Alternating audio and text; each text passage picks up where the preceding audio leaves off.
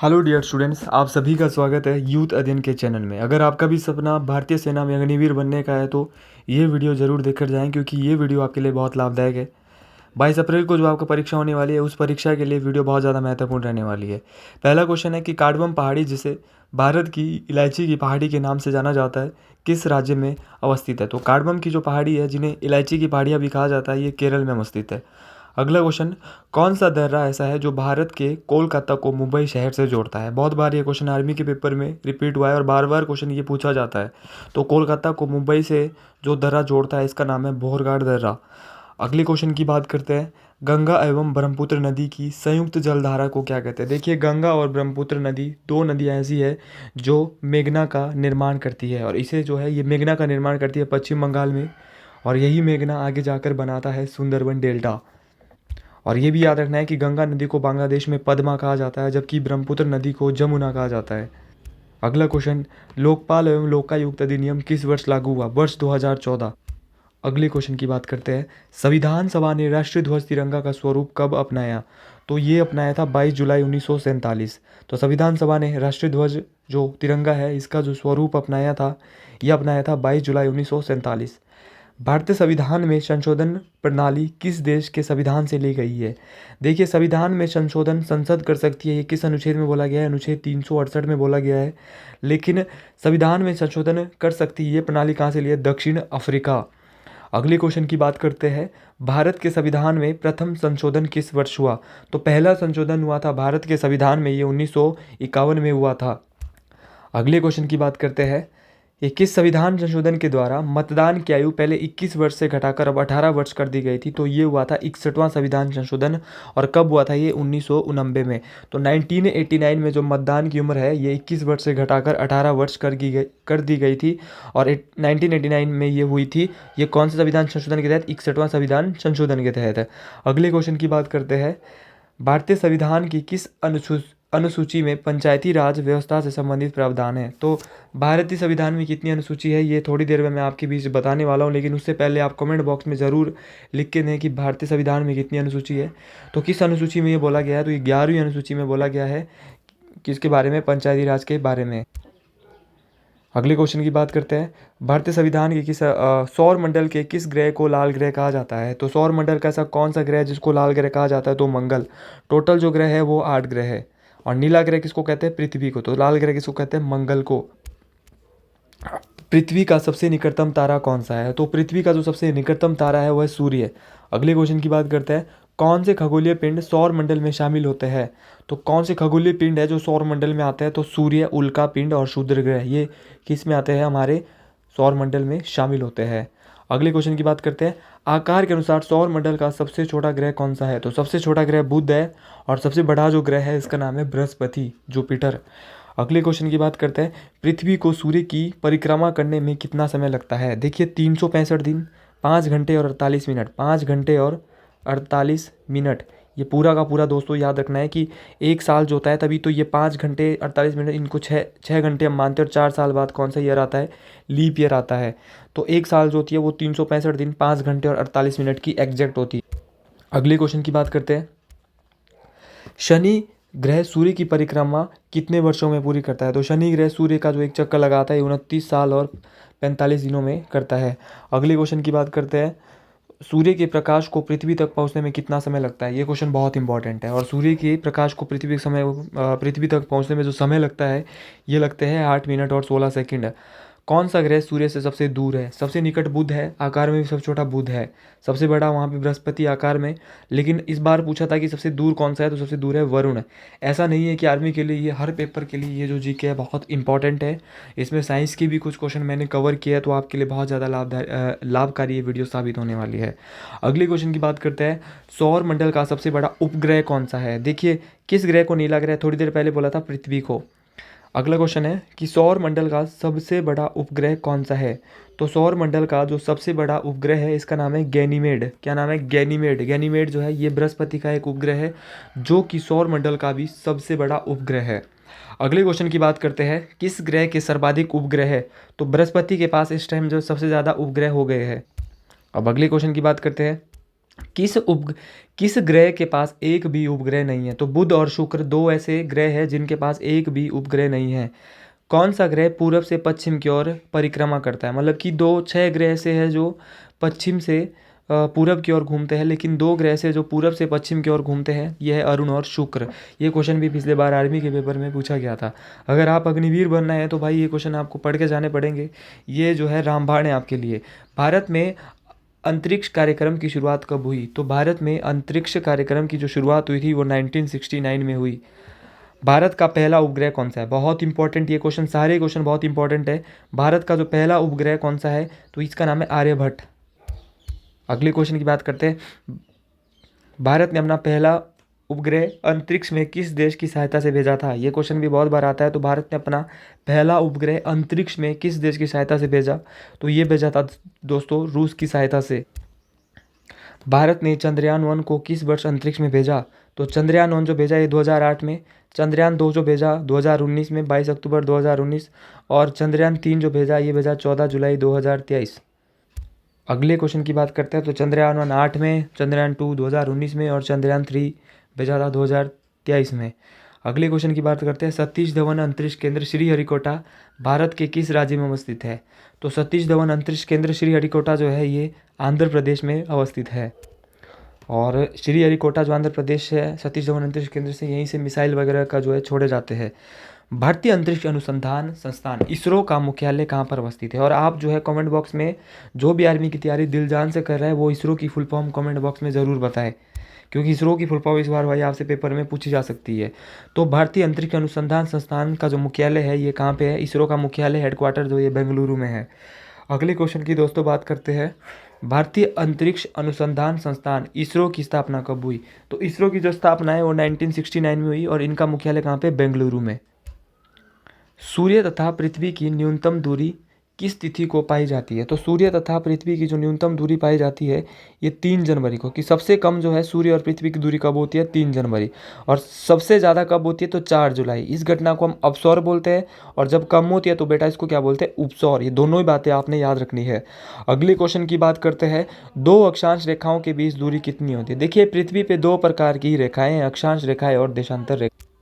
दो अक्षांश रेखाओं के मध्य जो दूरी होती है ये होती है 111 किलोमीटर। देखिए पृथ्वी पर दो प्रकार की रेखाएं हैं, अक्षांश व देशांतर।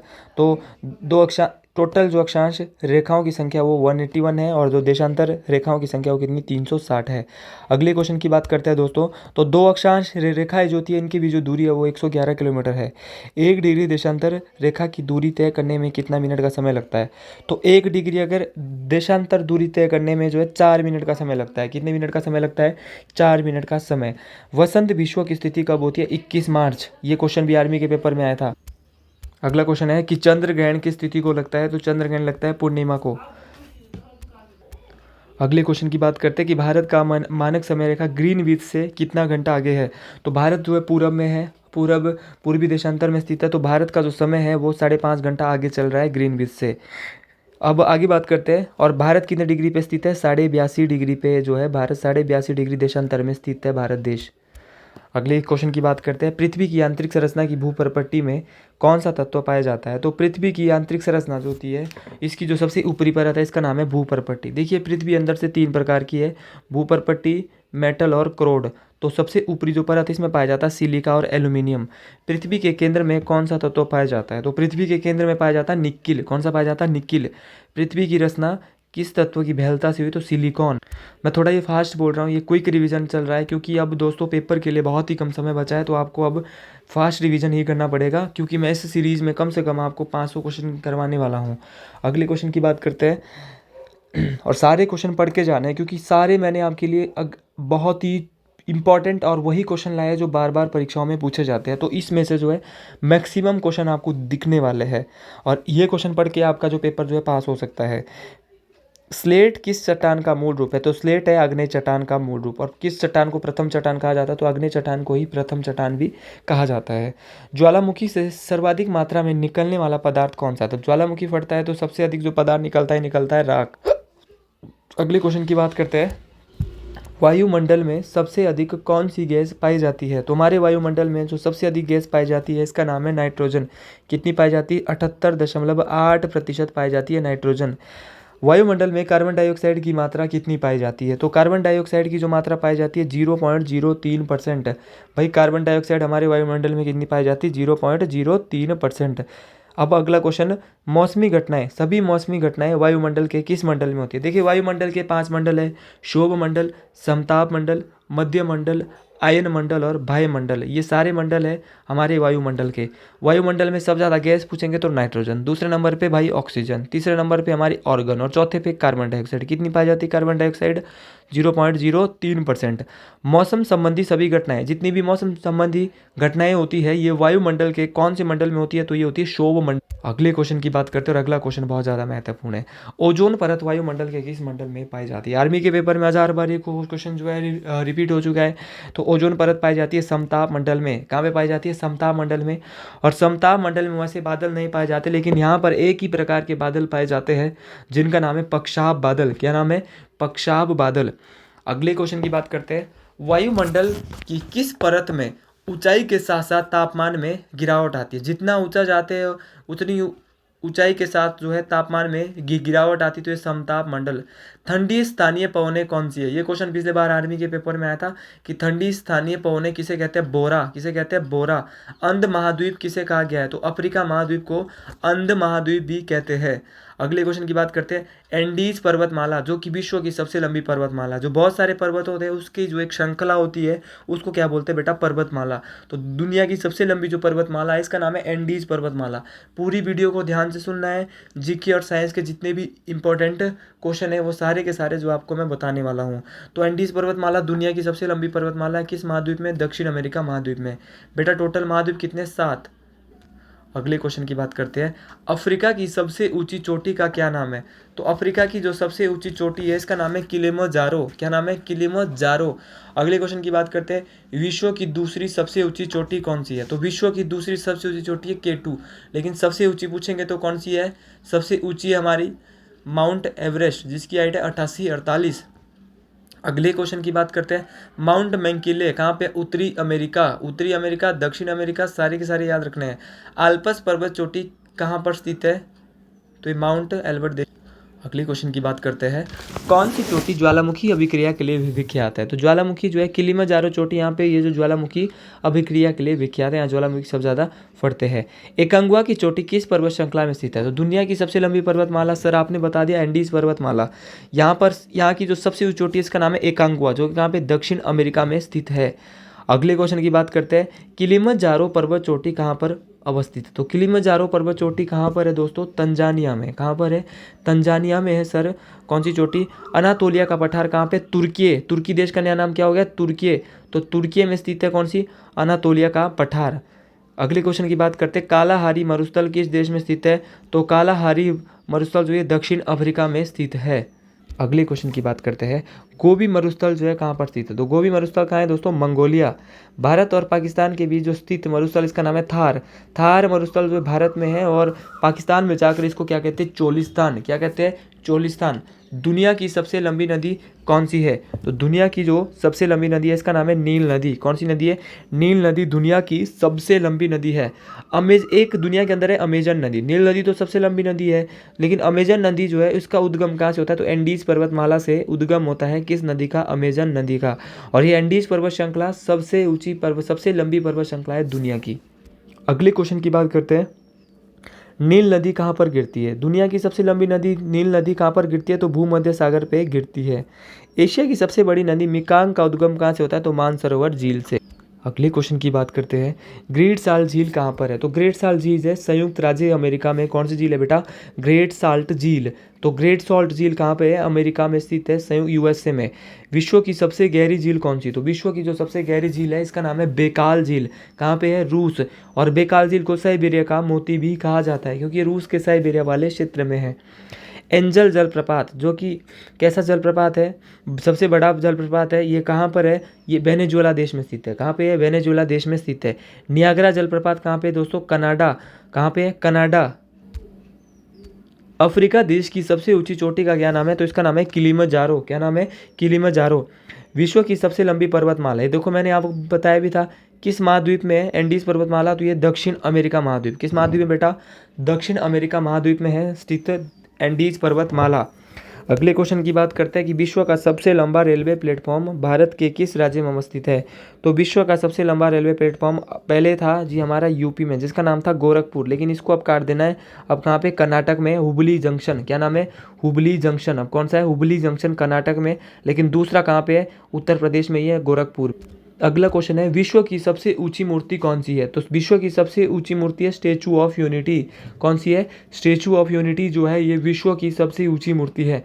अगले क्वेश्चन की बात करते हैं कि विश्व का सर्वाधिक सीमाओं वाला देश कौन सा है? ऐसा देश विश्व का जो सबसे ज़्यादा सीमा बनाता है तो इसका नाम है चीन। तो चीन एक ऐसा देश है जो सर्वाधिक सीमा बनाता है। विश्व का सबसे बड़ा महाद्वीप, जिस महाद्वीप में हमारा प्यारा देश भारत है वही विश्व का सबसे बड़ा महाद्वीप है, जिसका नाम है एशिया।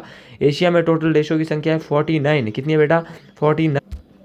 अगले क्वेश्चन की बात करते हैं विश्व का सबसे बड़ा महासागर, टोटल महासागर कितने हैं? 5। और ट्रिक लगाना बेटा, पैसा, PAI, कुछ नहीं करना है, एक ट्रिक लगाना है। पैसा, P से प्रशांत महासागर, A से अटलांटिक, I से इंडियन, S से साउथर्न और सबसे छोटा आर्कटिक है। तो विश्व का सबसे बड़ा जो है P से प्रशांत महासागर या पैसिफिक ओशियन दुनिया का सबसे बड़ा महासागर है। क्षेत्रफल की दृष्टि से विश्व का सबसे बड़ा देश कौन सा है? तो क्षेत्रफल की दृष्टि से जो विश्व का सबसे बड़ा देश है इसका नाम है रशिया। कौन सा देश है? रशिया। अब वो बोलेंगे सबसे बड़ा द्वीप, बेटा जो चारों ओर से पानी से घिरे होते हैं इसको बोलते हैं द्वीप। और दुनिया का जो सबसे बड़ा द्वीप है इसका नाम है ग्रीनलैंड। क्या नाम है? ग्रीनलैंड। अगले क्वेश्चन की बात करते हैं विश्व की सबसे छोटी नदी कौन सी है? तो ये रो नदी, रोती नदी जो है वो विश्व की, रो नदी जो है ये दुनिया की सबसे छोटी नदी है। क्षेत्रफल की दृष्टि से भारत का विश्व में कौन सा स्थान है? तो 7वां स्थान है। देखिए इसके लिए ट्रिक है, ट्रिक का नाम है रुक चीन अब आ भारत। तो रूस से रशिया, क से कनाडा, चीन से चीन, अ से अमेरिका, ब से ब्राज़ील, आ से 6ठे नंबर पे ऑस्ट्रेलिया और 7वें नंबर पे हमारा भारत। तो रुक चीन अब आ भारत इसका ट्रिक है। तो क्षेत्रफल की दृष्टि से आपको सारे के सारे देश जो है पता चल जाएंगे। अगले क्वेश्चन की बात करते, जनसंख्या की दृष्टि से भारत का विश्व में कौन सा स्थान है? तो पहले दूसरा था लेकिन अब जो है पहला हो रहा है, लेकिन अभी तक जो है जनसंख्या पूरी सामने नहीं आई है, लेकिन पहला हो गया है अब। भारत के कुल भूभाग का क्षेत्रफल कितना है? तो 32 लाख जो है, 32.5 लाख जो है ये भारत के कुल भूभाग का क्षेत्रफल है। अगले क्वेश्चन की बात करते हैं कर्क रेखा भारत का कौन सा शहर अवस्थित है? तो कर्क रेखा पे भारत का जो है रांची शहर अवस्थित है। भारत का सबसे बड़ा मरुस्थलीय राज्य कौन सा है? तो सबसे ज़्यादा मरुस्थल भारत में पाए जाते हैं, ये पाए जाते हैं जी राजस्थान। कहाँ पे पाए जाते हैं? राजस्थान। भारत का सर्वाधिक तट रेखा वाला राज्य कौन सा है? तो तट रेखा जो सबसे ज़्यादा बनाता है ये बनाता है गुजरात, लेकिन सबसे ज़्यादा तो मरुस्थलीय कहाँ पे? राजस्थान। अब अगले क्वेश्चन की बात करते हैं कि किस देश के साथ भारत की सबसे लंबी सीमा रेखा है? तो बांग्लादेश के साथ 4096। सबसे ज़्यादा सीमा है किसकी? भारत देश की। सबसे ज़्यादा बाउंड्री टच करता है बांग्लादेश के साथ, किस देश के साथ? तो आगे बात है किस देश के साथ भारत की सबसे कम सीमा लगती है? तो अफगानिस्तान के साथ मात्र तो डूरन रेखा है वो 106 किलोमीटर ही लगती है। अगले क्वेश्चन की बात करते हैं किस देश के साथ भारत की सबसे, ये तो हो गया। क्षेत्रफल के अनुसार भारत का कौन सा राज्य सबसे बड़ा है? तो क्षेत्रफल के अनुसार सबसे बड़ा राजस्थान और सबसे छोटा बेटा गोवा। कौन सा है? गोवा। अगले क्वेश्चन की बात करते हैं नंगा पर्वत चोटी किस श्रेणी में अवस्थित है? तो नंगा पर्वत चोटी है हिमालय श्रेणी। अगले क्वेश्चन की बात करते हैं माउंट एवरेस्ट की ऊंचाई कितनी है? थोड़ी देर पहले बताई थी और आप भी 88.48.86 जो है माउंट एवरेस्ट की ऊंचाई है। अगले क्वेश्चन की बात करते हैं नंदा देवी पर्वत चोटी भारत के किस राज्य में अवस्थित है? तो नंदा देवी पर्वत चोटी कहाँ पे? उत्तराखंड। कहाँ पे है? उत्तराखंड में है। और नंदा देवी राष्ट्रीय उद्यान भी कहाँ पे है? उत्तराखंड में ही स्थित है। अगले क्वेश्चन की बात करते हैं कंचनजंगा 2 चोटी किस पर्वत श्रृंखला में अवस्थित है? तो कंचनजंगा 2 चोटी जो है ये कहाँ पे? काराकोरम रेंज में अवस्थित है। कंचनजंगा पर्वत चोटी कहाँ पर है? वैसे जो भारत की कंचनजंगा चोटी है ये कहाँ पे? सिक्किम। और सिक्किम कहाँ पड़ता है? भारत। सिक्किम की राजधानी कहाँ है? ये कमेंट बॉक्स में जरूर बताइएगा। अगले क्वेश्चन की बात करते हैं जोजिला दर्रा भारत के किस राज्य में अवस्थित है? तो जोजिला दर्रा कहाँ पे दोस्तों? लद्दाख। पहले कहाँ पे था? जम्मू कश्मीर, लेकिन अब ये 370 हटने से ये दोनों केंद्र शासित प्रदेश बन गए हैं। तो अब कहाँ पे? लद्दाख। कौन सा दर्रा सिक्किम राज्य में अवस्थित है? तो नाथुला और जेलेपला, दोनों याद रखने। नाथुला और जेलेपला दर्रा ये कहाँ पे? सिक्किम राज्य में अवस्थित है। नर्मदा नदी का उद्गम कहाँ से होता है? तो नर्मदा नदी का जो उद्गम होता है दोस्तों ये होता है अमरकंटक की पहाड़ियों से। भारत की किस नदी को बृहद गंगा कहा जाता है? तो भारत की गोदावरी नदी को बृहद गंगा भी कहा जाता है। भारतीय मरुस्थलीय की एक महत्वपूर्ण नदी है लूणी। भारतीय मरुस्थलीय की एक महत्वपूर्ण नदी है लूणी। चंबल नदी का उद्गम कहाँ से होता है? जाना पावो पहाड़ी। तो जाना पावो पहाड़ी है, यहाँ से होता है चंबल नदी का उद्गम। अगले क्वेश्चन की बात करते हैं और अगला क्वेश्चन बहुत महत्वपूर्ण है। चिल्का झील भारत के किस राज्य में अवस्थित है? तो चिल्का झील जो है ये कहाँ पे? ये जम्मू कश्मीर में नहीं है जी। ये कहाँ पर है? ये उड़ीसा में स्थित है। तो चिल्का झील कहाँ पे? उड़ीसा में स्थित है। पूर्वोत्तर भारत में मीठे पानी की सबसे बड़ी झील कौन सी? लोकटक झील। देखिए लोकटक झील सबसे बड़ी जो है वो पूर्वोत्तर भारत की सबसे बड़ी झील है, लेकिन आपने याद रखना ये मणिपुर में स्थित है, मणिपुर राज्य में स्थित है। और इसी झील में विश्व का एकमात्र तैरता हुआ राष्ट्रीय उद्यान है जिसका नाम है केबुल लामा जाओ। क्या नाम है? केबुल लामा जाओ। अगले क्वेश्चन की बात करते हैं। जोग जलप्रपात भारत के किस नदी पर बना है? तो किस नदी पर है? कावेरी नदी पर। अगले क्वेश्चन की बात करते हैं। लोनार झील भारत के किस राज्य में स्थित है? लोनार झील जो है महाराष्ट्र में है। अगर मैं दोस्तों लोनार झील के बारे में बात करता हूँ, लोनार झील भारत की ऐसी झील है जिसका निर्माण उल्का के द्वारा हुआ है। उल्का पिंड के टकराने से भारत में किस झील का निर्माण हुआ है? तो वो है लोनार झील। अगले क्वेश्चन की बात करते हैं। लेगून झील वेम्बनाड भारत के किस राज्य में अवस्थित है? तो भारत की सबसे लंबी झील लेगून भी है, वेम्बनाड झील ये कहाँ पे है? केरल में अवस्थित है। हुंड्रू जलप्रपात किस नदी पर अवस्थित है? तो ये स्वर्ण रेखा नदी पर है हुंड्रू जलप्रपात। देखिए आर्मी का पेपर भी अब टफ आता है, तो मैं आपके लिए बहुत ज़्यादा क्वेश्चन बना के लाया हूँ। और अगर आपको नीड है एक वीडियो और, तो आप कमेंट बॉक्स में ज़रूर बताएं कि सर एक वीडियो आप और डालें। भारत में उकाई सिंचाई परियोजना किस राज्य में अवस्थित है? तो ये गुजरात में। अगले क्वेश्चन की बात करते हैं। नागा अर्जुन सागर बहुउद्देशीय परियोजना कौन सी नदी में है? तो नागा अर्जुन सागर बहुउद्देशीय परियोजना ये जो है कृष्णा नदी पर बनाई गई है। अगले क्वेश्चन की बात करते हैं। दुलहस्ती परियोजना किस नदी पर है? चिनाब नदी पर। इडुक्की परियोजना बहुत इंपॉर्टेंट है, पेरियार नदी पर है। निजाम सागर परियोजना है मंजीरा नदी। तो तीनों परियोजना ये बेटा याद रखनी, ये पेपर में आ सकती है। अगले क्वेश्चन की बात करते हैं, बहुत इंपॉर्टेंट क्वेश्चन है। टिहरी बांध परियोजना किस नदी पर अवस्थित है? तो टिहरी बांध बनाया गया है भागीरथी नदी पर। एशिया का सबसे ऊंचा बांध भी है कौन सा? टिहरी बांध। अगले क्वेश्चन की बात करते हैं। हीराकुंड बांध परियोजना किस नदी पर अवस्थित है? तो महानदी पर। किस नदी पर? महानदी पर। श्वेत क्रांति का संबंध किस क्षेत्र से है? तो श्वेत क्रांति का संबंध है दुग्ध उत्पादन। किससे? दुग्ध उत्पादन से। अगले क्वेश्चन की बात करते हैं। लाल क्रांति का संबंध किस उत्पादन से है? तो लाल क्रांति का संबंध है टमाटर और मांस। लाल क्रांति देखिए टमाटर भी लाल होता है, और ये जो आपने याद रखना है कि लाल क्रांति का संबंध भी किससे? टमाटर और मांस से है। तो टमाटर और मांस भी क्या होता है दोस्तों? लाल होता है। काली क्रांति का संबंध, कोयला क्या होता है? काला होता है। तो काली क्रांति का संबंध किससे? कोयला उत्पादन से। अगले क्वेश्चन की बात करते हैं। उर्वरक क्षेत्र में आशातीत उत्पादन से संबंधित क्रांति को किस नाम जाना जाता है? तो उर्वरक के क्षेत्र में जो क्रांति होती है उसको बोलते हैं धूसर क्रांति। अगले क्वेश्चन की बात करते हैं, बहुत इंपॉर्टेंट है। रजत क्रांति का संबंध किससे? अंडा उत्पादन। भारत का सबसे बड़ा एनएच राष्ट्रीय राजमार्ग कौन सा है? तो NH 44। अगली क्वेश्चन की बात करते हैं। पूर्वी रेलवे का मुख्यालय, तो पूर्वी रेलवे का जो पूर्व में बेटा पश्चिम बंगाल कोलकाता से मिसार राज्य है, तो पूर्वी रेलवे का मुख्यालय कहाँ पे? कोलकाता। पूर्वी मध्य रेलवे का कहाँ पे? हाजीपुर। कहाँ पे? हाजीपुर। सर्वाधिक तेज गति से चलने वाली भारत की कौन सी रेलगाड़ी है? तो विवेक एक्सप्रेस। क्या नाम है बेटा? विवेक एक्सप्रेस। देश में सर्वाधिक लंबी दूरी तय करने वाली रेलगाड़ी का नाम क्या? ओह सॉरी, देखिए ये ऊपर वाला क्वेश्चन है इसका है वंदे भारत। सर्वाधिक तेज गति से चलने वाली ट्रेन कौन सी है? वंदे भारत है दोस्तों।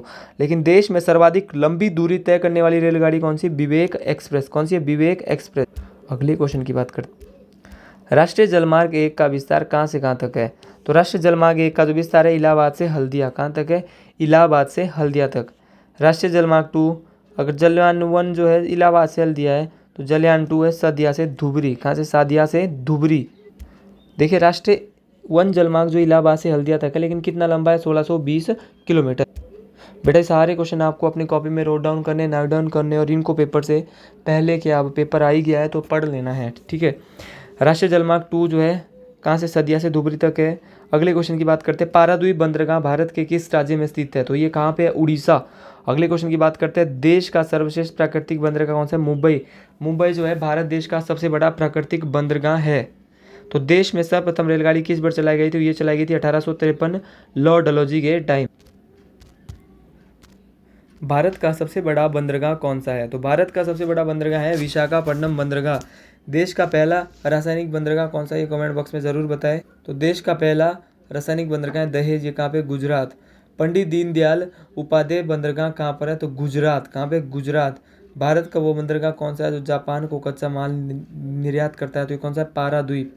कौन सा है? पाराद्वीप।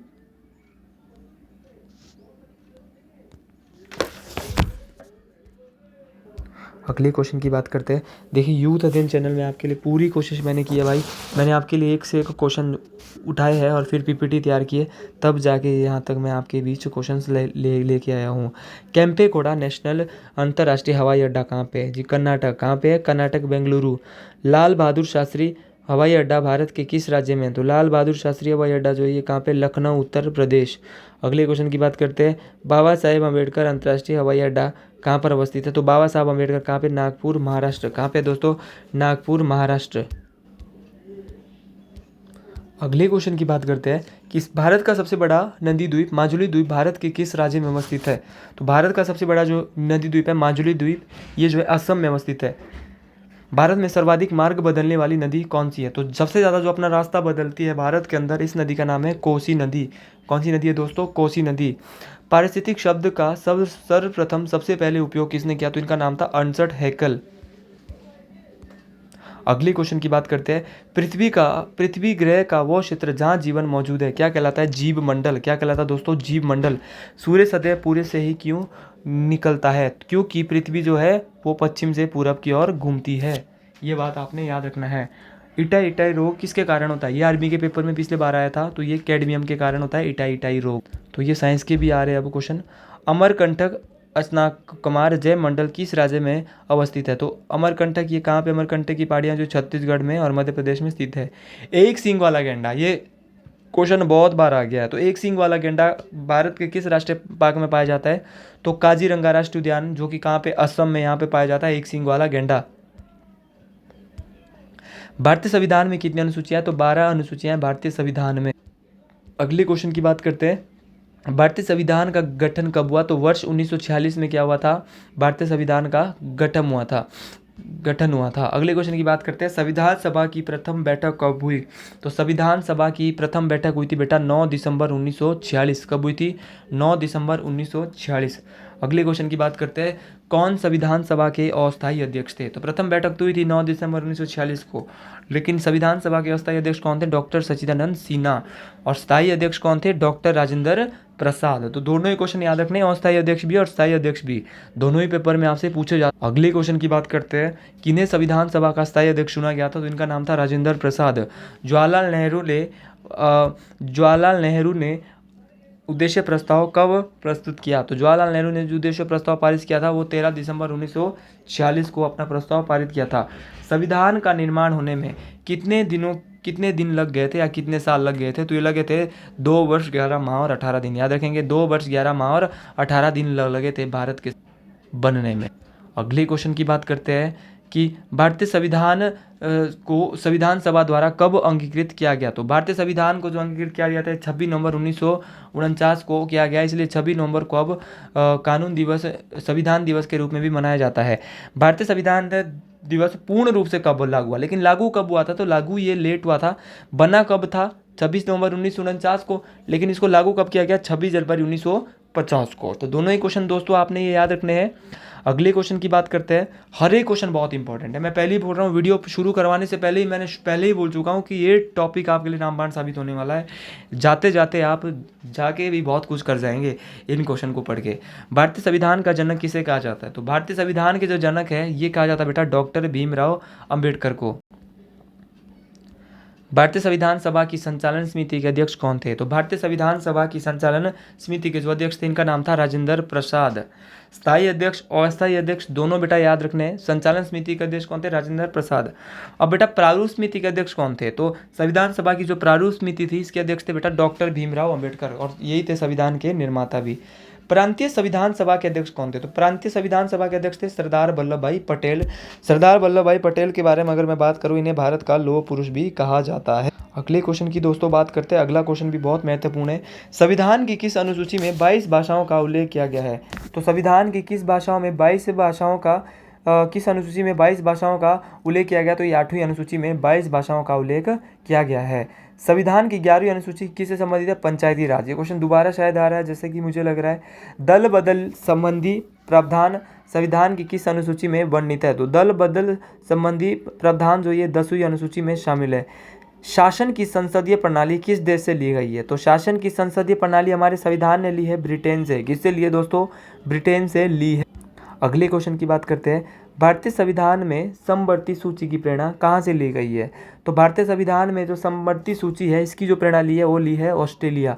तो समवर्ती सूची बेटा कहाँ से ली है? ऑस्ट्रेलिया से ली है। अगले क्वेश्चन की बात करते हैं।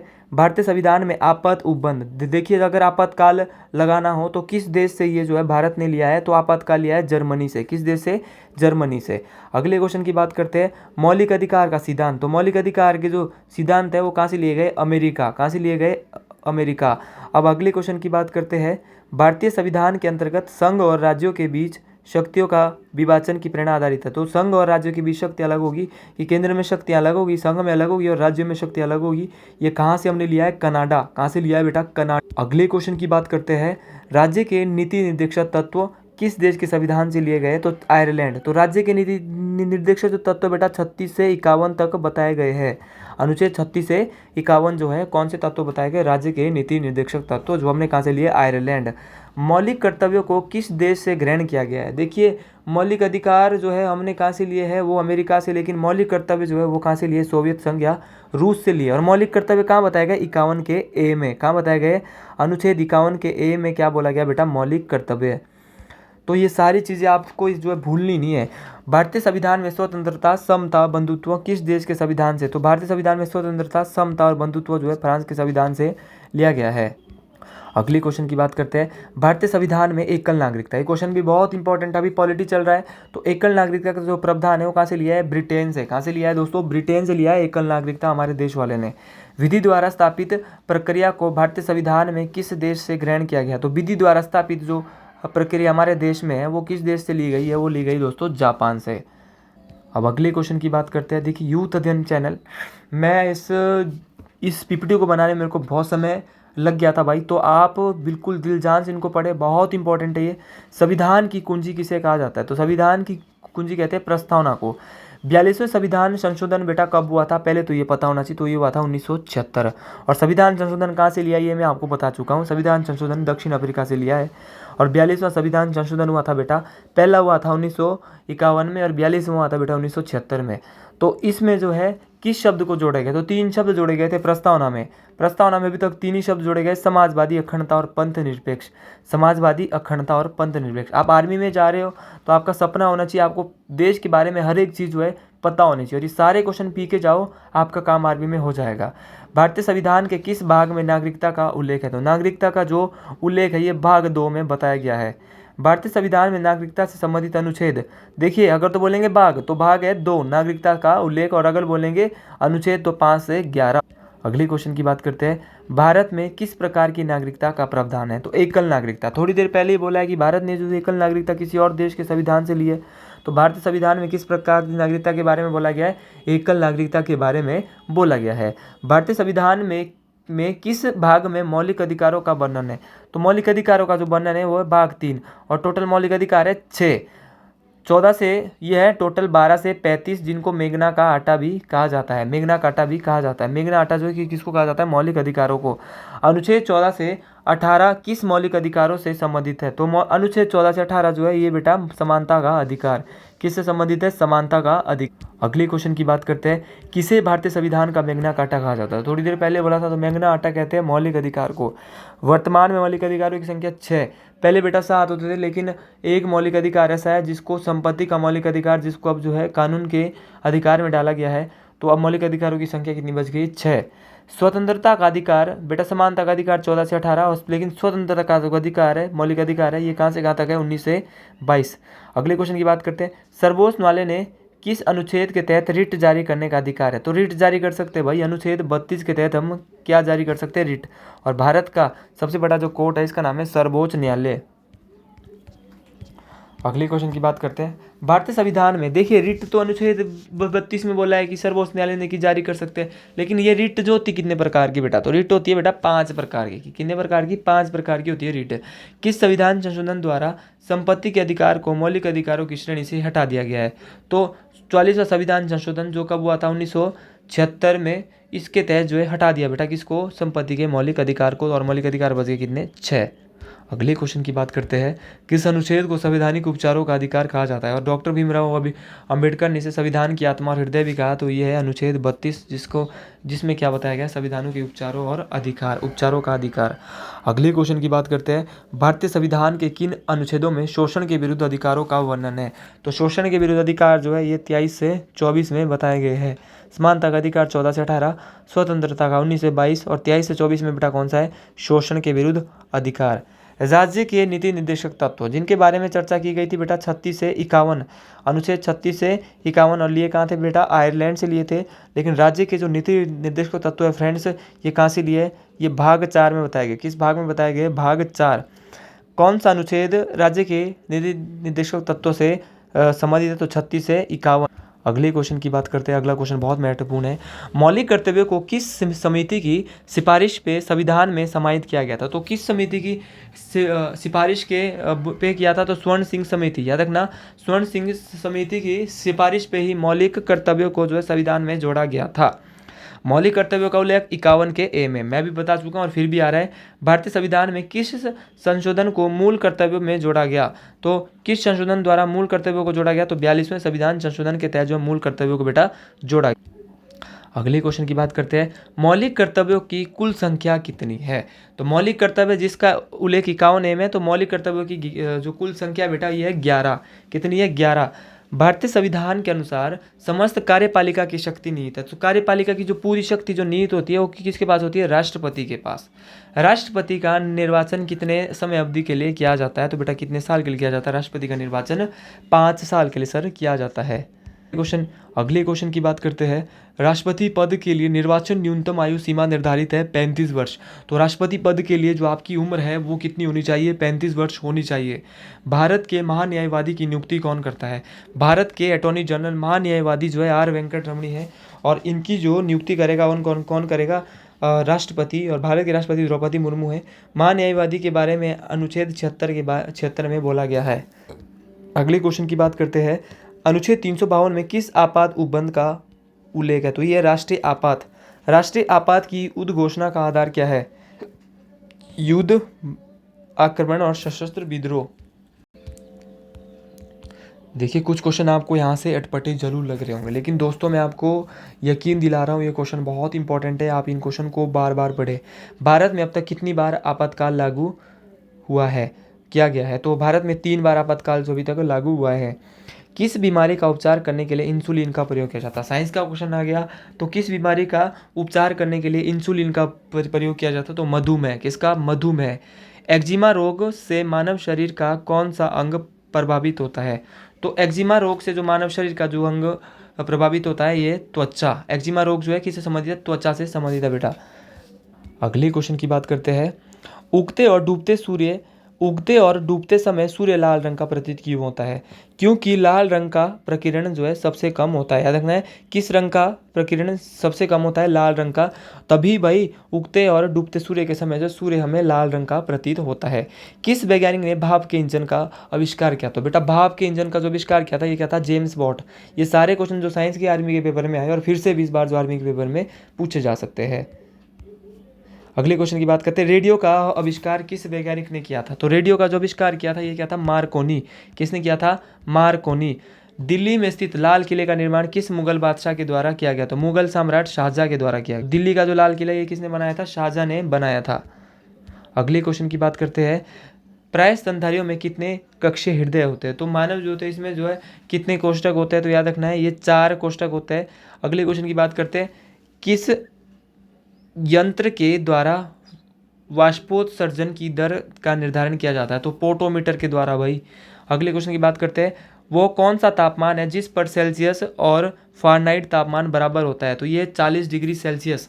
वो कौन सा तापमान है जिस पर सेल्सियस और फ़ारेनहाइट तापमान बराबर होता है? तो ये -40 डिग्री सेल्सियस। और ये क्वेश्चन इस बार ज़रूर आ सकता है। ये क्वेश्चन बहुत इंपॉर्टेंट है। भारत में रेगुलेटिंग एक्ट कानून किस वर्ष आया? तो भारत में जो है रेगुलेटिंग एक्ट जो बेटा आया था 1773 ईस्वी में डियर आया था। दोस्तों अगले क्वेश्चन की बात करते हैं, रेगुलेटिंग एक्ट आया था 1773 में।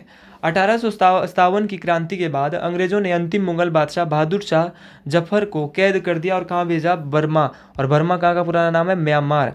तो बहादुर शाह जफर जो अंतिम मुगल बादशाह था, इनको भेजा गया था कहाँ पे, म्यांमार बर्मा। और किस जेल में भेजा था, तो ये भेजा था म्यांमार बर्मा की रंगून जेल में। भारत के तिरंगे झंडे को संविधान सभा ने राष्ट्रीय झंडे के रूप में कब अपनाया, तो ये अपनाया था 22 जुलाई 1947। पेनल्टी किक शब्द का प्रयोग किस खेल में किया जाता है, तो दोस्तों याद रखना है, पेनल्टी किक का जो प्रयोग किया जाता है, किया जाता है फुटबॉल में। लेकिन पेनल्टी स्ट्रोक कहाँ होता है, ये कमेंट बॉक्स में आपके लिए बताना है कि पेनल्टी स्ट्रोक का प्रयोग किस में किया जाता है। दोनों ही क्वेश्चन आर्मी के पेपर में आएंगे भी। अगले क्वेश्चन की बात करते हैं। सन 1954 में भारत और चीन के बीच कौन सा समझौता हुआ, तो भारत और चीन के बीच एक समझौता होता है 1954 में, जिसको नाम है पंचशील समझौता। भारत के सर्वोच्च न्यायालय के मुख्य न्यायाधीश का कार्यकाल कितने समय का होता है। देखिए, भारत का जो मुख्य न्यायाधीश होता है, जो वर्तमान में कौन है, धनंजय यशवंत चंद्रचूड़ है। देखिए, इनका जो कार्यकाल होता है वो 5 वर्ष का कार्यकाल, या उनकी उम्र 65 वर्ष तक हो। ठीक है, तो 65 वर्ष से ज़्यादा नहीं होना चाहिए, और कार्यकाल होता है 5 साल का। मान लो कि वो 62 की उम्र में जो ज्वाइनिंग करा है, लेकिन वो उसको फिर 65 में क्या लेनी पड़ेगी, क्या देना पड़ेगा उसको, रिटायरमेंट लेनी पड़ेगी। अगले क्वेश्चन की बात करते हैं। भारत के सर्वोच्च, ये तो हो गया। इंडियन मिलिट्री किस भारतीय राज्य में स्थित है, तो उत्तराखंड के राज्य के देहरादून में इंडियन मिलिट्री स्थित है। गन्ने का सर्वाधिक उत्पादन भारत के किस राज्य में होता है, तो उत्तर प्रदेश। अगले क्वेश्चन की बात करते हैं। पायोरिया रोग मानव शरीर में किस अंग को प्रभावित करता है, तो पायरिया रोग करता है दांत को प्रभावित। अंतर्राष्ट्रीय महिला दिवस बहुत इंपॉर्टेंट, प्रतिवर्ष मार्च महीने के किस तिथि को मनाया जाता है, तो अंतर्राष्ट्रीय महिला दिवस मनाया जाता है 8 मार्च को। सिख धर्म के संस्थापक कौन है, गुरु नानक देव। पहला क्वेश्चन तो ये, उनका जन्म कहाँ हुआ था, तो इनका जन्म हुआ था ननकाना साहिब पाकिस्तान। कहाँ पे हुआ था, ननकाना साहिब पाकिस्तान में हुआ था सिख धर्म के संस्थापक गुरु नानक देव जी का जन्म। स्वामी दयानंद सरस्वती का नाम, मूल नाम क्या था, तो नाम था मूल नाम मूलशंकर। आसान है, मूल नाम से मूलशंकर। अगले क्वेश्चन की बात करते हैं। बेटा ये लिख लेना, ये बहुत इंपॉर्टेंट है। अगला क्वेश्चन बहुत इंपॉर्टेंट है। ब्रह्मा समाज की स्थापना किसके द्वारा की गई, तो ब्रह्मा समाज की जो स्थापना की गई थी, ये की गई थी बेटा राजा राम मोहन राय। किसके द्वारा की गई थी, राजा राम मोहन राय के द्वारा ब्रह्मा समाज की स्थापना की गई थी। अगले क्वेश्चन की बात करते हैं। और इसने वेदांत कॉलेज और आत्मीय सभा की थी राजा राम मोहन राय। इन्हीं को भारत का पुनर्जागरण का नायक कहा जाता है। अगले क्वेश्चन की बात करते हैं। आर्य समाज की स्थापना कब और किसने और कहाँ की, तो आर्य समाज की स्थापना 10 अप्रैल 1875 को स्वामी दयानंद सरस्वती ने मुंबई में की। कौन भारत की पहली महिला राज्यपाल थी, तो भारत की पहली महिला राज्यपाल थी सरोजिनी नायडू। अगले क्वेश्चन की बात करते हैं। 1857 के विद्रोह में भारतीय क्रांतिकारी ने सर्वप्रथम अपना बलिदान दिया, तो कौन सा ऐसा क्रांतिकारी था जिसने 1857 की क्रांति में अपना बलिदान दिया, तो इसका नाम था मंगल पांडे। तो मंगल पांडे ने दिया। 1939 में कांग्रेस के अध्यक्ष पद से इस्तीफा देने के बाद नेताजी सुभाष चंद्र बोस ने एक स्वतंत्र दल बनाया, और इस स्वतंत्र दल का नाम क्या था, फॉरवर्ड ब्लॉक। 1939 में बनाया इसने फॉरवर्ड ब्लॉक। तो फॉरवर्ड ब्लॉक की स्थापना किसने की थी, सुभाष चंद्र बोस। जलियांवाला बाग हत्याकांड किस वर्ष हुआ तथा कहाँ हुआ, तो 1919 ईस्वी में पंजाब के अमृतसर शहर में क्या हुआ था, जलियांवाला बाग हत्याकांड हुआ था 13 अप्रैल 1919। गिद्धा और भंगड़ा किस राज्य के प्रमुख लोक नृत्य है, तो गिद्धा और भंगड़ा है जी पंजाब के। अगले क्वेश्चन की बात करते हैं। लाई हरोबा किस राज्य का एक प्रसिद्ध लोक नृत्य है, तो लाई हरोबा जो है ये कहाँ का है, मणिपुर। लाई हरोबा कहाँ का है, मणिपुर। अरे पिछले बार लाई हरोबा आया था, तभी मैं इसको दोबारा ले आया हूँ लाई हरोबा। तो बच्चों ने पिछले बार बोला था कि सर ये क्वेश्चन कहाँ से आ गया, तो ये क्वेश्चन भी जी आया था। लाई हरोबा कहाँ पे होता है, मणिपुर। स्वांग किस राज्य का, तो स्वांग कहाँ का है, हरियाणा का। पोंगल बहुत बार पूछा जाता है, पोंगल कहाँ का है, तमिलनाडु। बिहू कहाँ का है, असम। बिहू कहाँ का है, असम। किस वैज्ञानिक ने टेलीविजन का आविष्कार किया, तो John Logie Baird. John Logie Baird ने, जॉन बेयर्ड आप याद रख सकते हैं, इसने टेलीविजन का आविष्कार किया। अगले क्वेश्चन की बात करते हैं। भारत में सशस्त्र बलों का सर्वसेनापति, भाई ये क्वेश्चन पढ़ के जाना है, कौन होता है, सभी बलों का सर्वसेनापति होता है, तीनों सेनाओं का, ये होता है राष्ट्रपति। पंजाबी भाषा की लिपि है गुरुमुखी। कौन सी है, गुरुमुखी की। पंजाबी भाषा की लिपि कौन सी है सर, गुरुमुखी जो है पंजाबी भाषा की लिपि है। अगले क्वेश्चन की बात करते हैं। गन पाउडर का आविष्कार किस वैज्ञानिक के द्वारा किया गया, तो गन पाउडर का जो आविष्कार किया वो किया था रोजर बेकन। किसने किया, रोजर बेकन। अगला क्वेश्चन। भारत की पहली महिला आईपीएस अधिकारी कौन है, तो भारत की पहली महिला आईपीएस अधिकारी है किरण बेदी।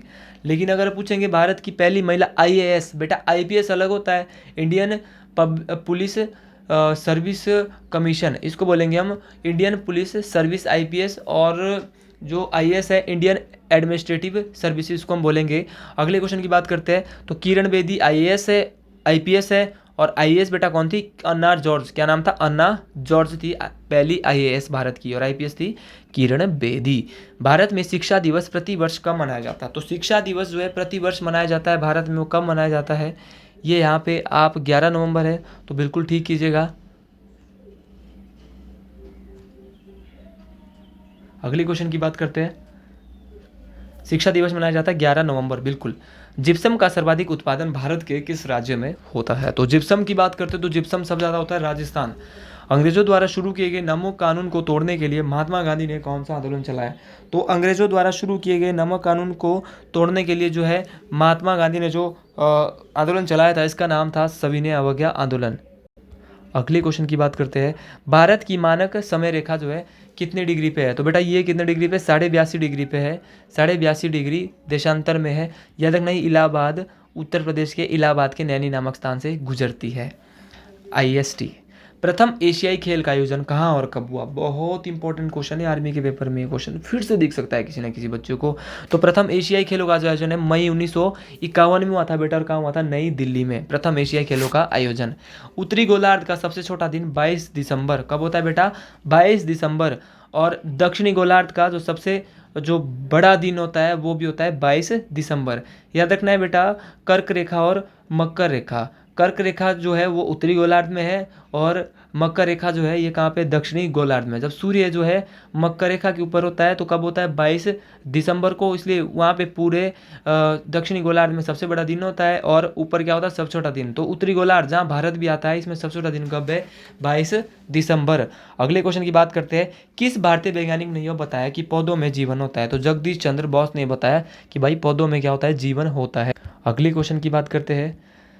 दिल्ली सल्तनत का पहला शासक कौन था जिसने विनिमय मुद्रा जारी की और दिल्ली को अपने साम्राज्य की राजधानी घोषित किया? तो इनका नाम था इल्तुतमिश। किस स्वतंत्रता सेनानी ने अल हिलाल नामक समाचार पत्र शुरू किया? तो अबुल कलाम आज़ाद। तो अबुल कलाम आज़ाद ने चलाया एक समाचार पत्र जिसका नाम था अल हिलाल। अगले क्वेश्चन की बात करते हैं। किस भारतीय क्रांतिकारी को भारतीय क्रांति की जननी कहा जाता है? तो मैडम भिकाजी कामा को भारतीय क्रांति की जननी कहा जाता है। लंदन में प्रथम गोलमेज सम्मेलन का आयोजन कब हुआ? तो प्रथम गोलमेज सम्मेलन का जो है आयोजन हुआ था नवंबर 1930 से जनवरी 1931 के बीच। नवंबर 1930 से जनवरी 1931 के बीच हुआ था कौन सा आयोजन? प्रथम गोलमेज सम्मेलन का आयोजन। अगले क्वेश्चन की बात करते हैं, और अगला क्वेश्चन है बहुत इंपॉर्टेंट है। सिखों के गुरु नानक देव ने अपना उत्तराधिकारी किसे नियुक्त किया? तो गुरु नानक देव जी ने जो है अपना उत्तराधिकारी जो नियुक्त किया था, इनको किया था गुरु अंगद देव। किसको किया था? गुरु अंगद देव। पूना पैक्ट या पूना समझौता कब और किन के बीच हुआ था? तो पूना पैक्ट और पूना समझौता ये याद रखना है बेटा, 24 सितंबर 1932 को हुआ था ये, पुणे के यरबदा सेंट्रल जेल में। किसके के बीच? महात्मा गांधी और डॉक्टर भीमराव अंबेडकर। महात्मा गांधी और भीमराव अंबेडकर के बीच पूना समझौता होता है यरबदा सेंट्रल जेल में, जो कि पुणे में है बेटा। ये कब हुआ था? 24 सितंबर 1932 को। अगले क्वेश्चन की बात करते हैं। कौन सा गुप्त सम्राट विक्रमादित्य के नाम से जाना जाता है? तो कौन सा गुप्त सम्राट है? चंद्रगुप्त द्वितीय। अगले क्वेश्चन की बात करते हैं। विजयनगर साम्राज्य के प्रसिद्ध हजारा राम मंदिर का निर्माण किस शासक के द्वारा किया गया था? तो राजा कृष्णदेव राय ने किया था हजारा राम मंदिर का निर्माण। कौन से विजयनगर साम्राज्य का सबसे महान शासक था? तो सबसे शक्तिशाली शासक जो था विजयनगर साम्राज्य, इसका नाम था कृष्णदेव राय। क्या नाम था दोस्तों? कृष्णदेव राय। गुप्त काल की आधिकारिक भाषा। तो गुप्त काल में जो भाषा बोली जाती थी ये थी संस्कृत, और गुप्त वंश के संस्थापक थे श्रीगुप्त। महात्मा बुद्ध ने सर्वाधिक उपदेश कहाँ दिए? तो महात्मा बुद्ध ने जो अपने सर्वाधिक उपदेश दिए थे ये दिए थे श्रावस्ती। कहाँ पे दिए थे? श्रावस्ती। अगला क्वेश्चन। 1865 में जब कोलकाता, मद्रास और मुंबई उच्च न्यायालय स्थापित किए गए, उस समय भारत का वायसरॉय था लॉर्ड लॉरेंस। कौन था? Lord Lawrence. जब कोलकाता, मद्रास और मुंबई में हाई कोर्ट बनाए गए थे भाई, तो उस समय भारत का वायसरॉय कौन था? Lord Lawrence. नवजात भारत सभा की स्थापना किस भारतीय क्रांतिकारी ने की थी? तो नवजात भारत सभा की जो स्थापना की थी भगत सिंह। वर्ष 1938 में भारतीय राष्ट्रीय कांग्रेस का अध्यक्ष किसे बनाया गया था? तो सुभाष चंद्र बोस। और 1939 में दे दिया इसने इस्तीफा, और इस्तीफा देने के बाद इसने क्या किया? फॉरवर्ड ब्लॉक की स्थापना। अगले क्वेश्चन की बात करते हैं। भारत का राष्ट्रीय आदर्श वाक्य सत्यमेव जयते किस प्राचीन भारतीय अर्थशास्त्र से लिया गया है? तो ये लिया गया है मुंडोक उपनिषद। कहाँ से लिया गया है? मुंडोक उपनिषद से लिया गया है सत्यमेव जयते। भारत में प्राचीन काल में अवध को किस नाम से जाना जाता था? तो अवध को जाना जाता था कौशल। किस नाम से? कौशल। कन्नौज के राजा हर्ष को किस चालुक्य राजा ने पराजित किया? तो पुलकेशन द्वितीय। तो कन्नौज का राजा हर्ष को जो है चालुक्य राजा ने जो है पराजित किया था। महाराजा सवाई जय सिंह द्वारा जंतर मंतर एक क्या है? खगोलीय वेधशाला। और कहाँ पे ये जंतर मंतर? राजस्थान के जयपुर में। अगले क्वेश्चन की बात करते हैं। सन 1761 में हुआ था पानीपत का तीसरा युद्ध। पहला भी पता होना चाहिए। पहला हुआ 1526, दूसरा हुआ 1556 और तीसरा हुआ 1761। तो 1761 में पानीपत का तृतीय युद्ध हुआ अहमद शाह अब्दाली और मराठों के बीच। अहमद शाह अब्दाली और मराठों के बीच। अगले क्वेश्चन की बात करते हैं। सन 1336 ईस्वी में विजयनगर साम्राज्य की स्थापना किसके द्वारा? तो विजयनगर साम्राज्य की स्थापना दो भाइयों ने की, हरिहर और बुक्का। किसने की थी? हरिहर और बुक्का। ब्रिटिश भारत के किस गवर्नर जनरल ने भारत में डाक टिकट की शुरुआत की? देखिए, भारत में अगर बोलेंगे रेलवे की शुरुआत, तो रेल की शुरुआत भी की 1853 में लॉर्ड डलहौजी। लेकिन डाक टिकट की शुरुआत भी किसने की थी? लॉर्ड डलहौजी ने की थी डाक टिकट की शुरुआत भी। और पीडब्ल्यूडी की शुरुआत भी किसने की थी? लॉर्ड डलहौजी। किस शासक को भारतीय पुनर्जागरण का पिता कहा जाता है? तो ये वही है, राजा राम मोहन राय। राजा राम मोहन राय को जो है ये भारतीय पुनर्जागरण का पिता कहा जाता है। अगले क्वेश्चन की बात करते हैं। देश का पहला लौह इस्पात कारखाना कहाँ खोला गया? तो देश का पहला लौह इस्पात कारखाना पश्चिम बंगाल के कुल्टी में खोला गया था। अगले क्वेश्चन की बात करते हैं। रक्त में किस तत्व की कमी से हाइपोग्लाइसीमिया रोग होता है? तो ये ग्लूकोज की कमी से ये रोग होता है, हाइपोग्लाइसीमिया। किस शास्त्रीय भाषा को पूरब में इतावली कहा जाता है? क्योंकि इस भाषा के सभी सर्वर ध्वनि के साथ समाप्त होते हैं, तेलुगु। अगली क्वेश्चन की बात करते हैं। महाप्रयाग घाट किस भारतीय प्रसिद्ध का समाधि स्थल है? तो महाप्रयाग घाट है राजेंद्र प्रसाद। अखिल भारतीय आयुर्विज्ञान संस्थान एम्स कहाँ पर है? एम्स नई दिल्ली। कहाँ पर है? नई दिल्ली। केंद्रीय औषधि अनुसंधान किस राज्य में? तो ये है लखनऊ। दुनिया का ऐसा कौन सा महासागर है जो सबसे अधिक पृष्ठीय क्षेत्रफल कवर करता है? तो ये कौन सा? प्रशांत महासागर। दुनिया का 1/3 जो है ये कवर करता है। अब आगे बात करते हैं। चेनानी नाशरी सुरंग, जिसे पटनी टॉप सुरंग भी कहा जाता है। तो भारत में एक सुरंग है जिसका नाम है चेनानी नाशरी।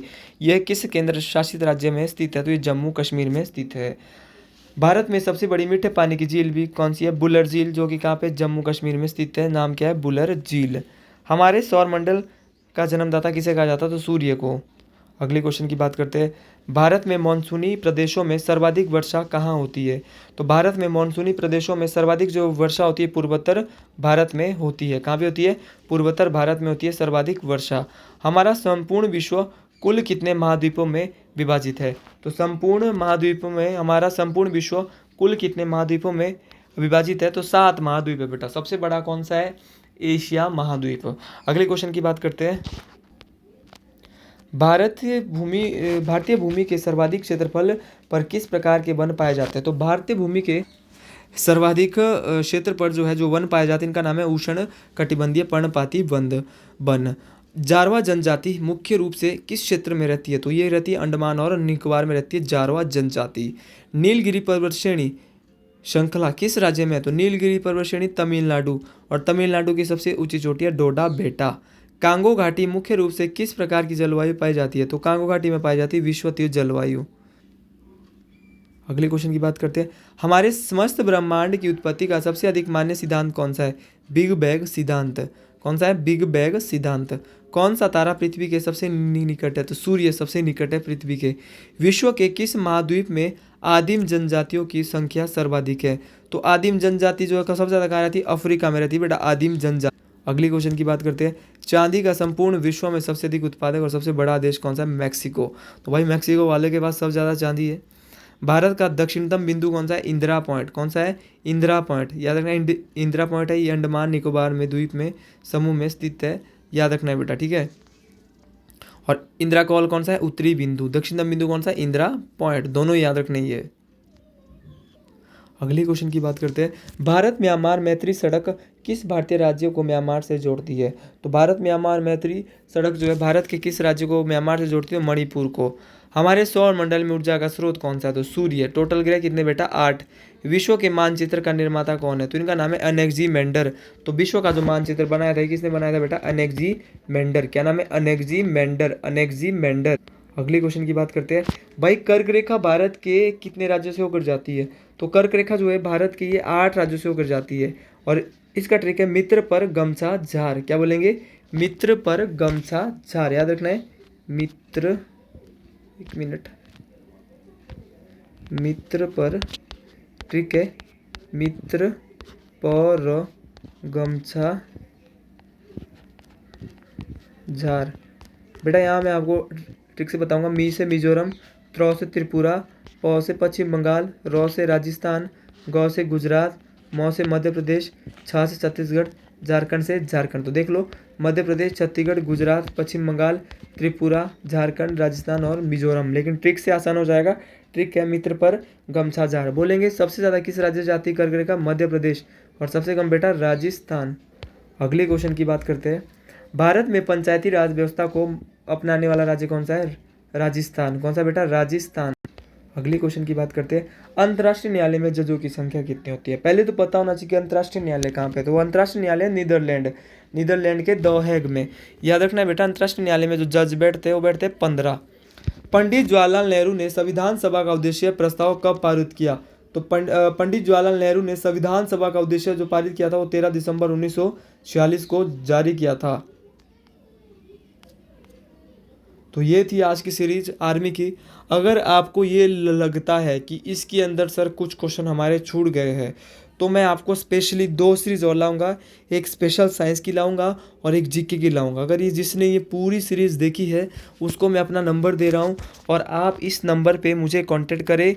और आपको अगर कुछ भी, अभी 5 दिन और बचे, 5, 4 जितने भी दिन बचे, कुछ भी नोट्स चाहिए होंगे तो मेरी ओर से आपको फ्रीली नोट्स 7876145409 पे आप बिल्कुल कॉल करें। मैं आपको बिल्कुल जो है फ्रीली जो है नोट्स प्रोवाइड कराऊंगा। भाई मैं खुद भी एक स्टूडेंट हूँ, अभी खुद भी प्रिपरेशन कर रहा हूँ, लेकिन मेरे पास बहुत ही अच्छे नोट्स हैं। मैं काफ़ी टाइम से प्रिपरेशन कर रहा हूँ।